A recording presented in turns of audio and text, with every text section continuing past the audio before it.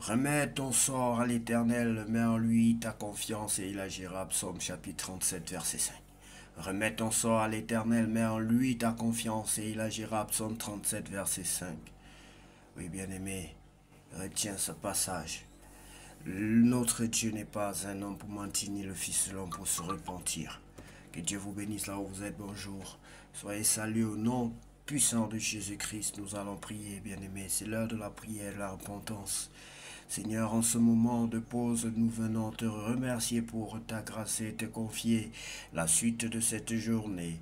Père Céleste, merci pour cette matinée vécue sous ta protection. Nous t'offrons le reste de cette journée et nous remettons nos forces et nos pensées entre tes mains. Remplis nos cœurs de patience, de sagesse et de paix. Accorde-nous la force de poursuivre avec foi et amour.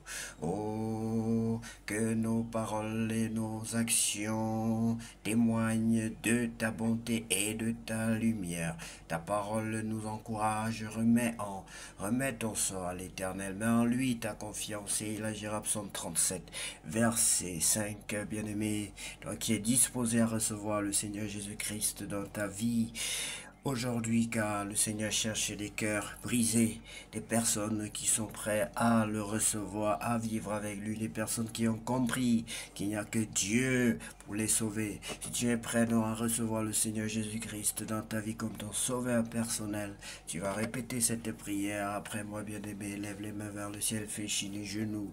Tu vas dire, Seigneur Jésus-Christ, je m'humilie devant toi. Je te demande pardon parce que je reconnais que je suis un pécheur et je vis permanemment dans le péché. Pardonne-moi, Seigneur. Je reconnais que tu es le sauveur du monde et mon sauveur personnel. Je t'invite dans ma vie en tant que mon sauveur personnel, Seigneur. Viens demeurer en moi, viens régner en moi. Sans toi, je ne suis rien, je ne peux rien faire sans toi. Car toi seul revient la gloire, la puissance et l'honneur. Baptise-moi de ton esprit, Seigneur. C'est au nom de Jésus-Christ que nous avons ainsi prié, que moi j'ai prié. Amen. Bien-aimés, sans tarder, nous allons rapidement lire la parole de Dieu dans le livre de 1 Corinthiens chapitre 5. À Corinthe, des chrétiens se conduisent mal à Corinthe. On entend dire partout que chez vous, certains ont une vie morale et leur façon de vivre est si mauvaise qu'on ne la trouve même pas chez ceux qui ne connaissent pas Dieu. Il paraît que l'un de vous a pris la femme de son père et vous gonflez d'orgueil. Vous devriez plutôt être plein de tristesse. Vous devriez chasser de votre communauté l'homme qui vit de cette façon. Moi, je suis loin de vous, mais je suis près de vous en esprit. Eh bien, j'ai déjà jugé l'homme qui a fait cela comme si j'étais parmi vous. Réunissez-vous au nom du Seigneur Jésus, je serai avec vous en esprit et avec la puissance de notre Seigneur Jésus. Livrez cet homme à Satan, son corps sera détruit, mais par là, lui-même pourra être sauvé le jour où le Seigneur viendra. Vous avez bien tort d'être plein d'orgueil, un peu de levain fait lever toute la pâte. Vous ne savez donc pas cela? Enlevez le vieux levain du péché pour devenir pur. Alors vous serez comme une pâte nouvelle et sans levain, ce que vous êtes déjà. Oh, en effet, le Christ a été offert en sacrifice comme notre agneau de Pâques. Fait-on donc la Pâque avec du pain sans levain, avec un cœur pur et sincère? Ne mangeons pas le pain fait avec du vieux levain, le levain des mauvaises actions et du mal. Dans une autre lettre, je vous ai écrit, n'ayez pas de contact avec les gens qui ont une vie morale. Je ne voulais pas parler de tous ceux qui, dans ce monde, ont une vie morale. Je ne parlais pas non plus de tous les voleurs, de tous les avares ou de tous ceux qui adorent les faux dieux. Dans ce cas, vous devriez sortir du monde. Non, je vous écris, n'ayez pas de contact avec celui qui porte le nom de chrétien et qui a une vie morale. Je parlais du chrétien qui est voleur. ou qui adore les faux dieux, ou qui insulte les autres. Je parlais de celui qui boit trop ou qui aime l'argent. Ne mangez même pas avec cet homme-là. Est-ce que c'est là à moi de juger ceux qui ne sont pas chrétiens? Cela, c'est Dieu qui les jugera. Vous devez juger ceux de votre communauté. Les livres saints le disent. Chassez l'homme mauvais du milieu de vous. Chassez l'homme mauvais du milieu de vous. Chassez l'homme mauvais du milieu de vous.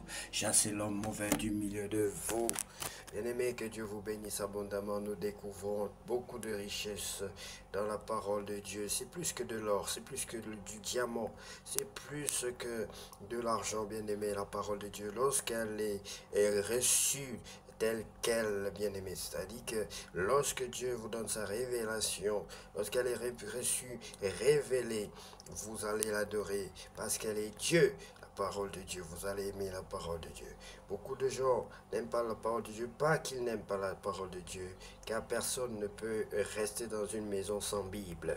Oui, bien-aimé, il y a cet instinct-là qui est en nous, parce que Jésus a dit, je suis la vie, et la vie c'est la parole, que nous ne voulons pas rester dans des maisons sans Bible, et quand nous nous en rendons compte, nous voulons rapidement en acheter, mais c'est maintenant nous approprier, c'est entrer, c'est prendre ces richesses-là qui sont dans la Bible, qui sont que le diable nous empêche de prendre ces richesses, bien-aimés. Pour avoir la Bible en tant que livre physique, ou en tant qu'écriture. Mais l'ennemi, son travail, c'est de vous empêcher de, ne fût-ce que la tenir en main, de l'ouvrir, de commencer à la lire, parce qu'il a peur que vous allez encore plus en profondeur. Faites-le, bien-aimé. Si vous avez l'Esprit de Dieu, chassez l'ennemi, chassez le diable, chassez-le, chassez les démons.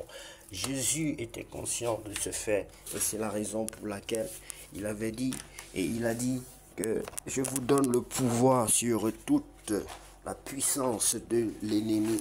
Il a dit aussi que voici les miracles qui accompagneront ceux qui auront cru en mon nom. Ils chasseront les démons en mon nom.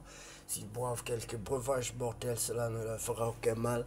Donc, bref, Dieu nous a donné pas mal de pouvoir, bien-aimés, pour pouvoir creuser, pour pouvoir, n'est-ce pas, fouiller notre mine, parce que la parole de Dieu est comme cette terre-là, là où il y a des mines, et vous vous rendez compte que partout là où il y a des mines, généralement il y a la guerre, parce qu'on se discute les terres pour pouvoir extraire ces minéraux rares, ces richesses-là, bien aimées. La parole de Dieu est à peu près ainsi, et le diable met autour de vous, autour de votre parole, autour de vos vies.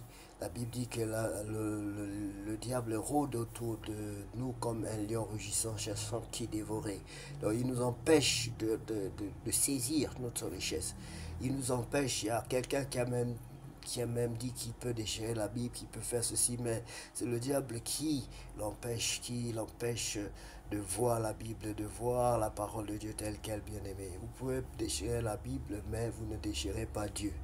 Vous avez compris, c'est juste l'ignorance. Bien-aimés, je vous aime beaucoup, que Dieu vous bénisse, demeurons Dieu, formons une famille solide, que ce Dieu-là nous garde en bonne santé et que nous puissions nous voir ce soir, cet après-midi, ce soir, bien-aimés, à partir de 19h. Que cet après-midi soit le plus beau de tous les après-midi déjà vécus sur cette terre. Ce nom puissant de Jésus que j'ai ainsi prié. Amen.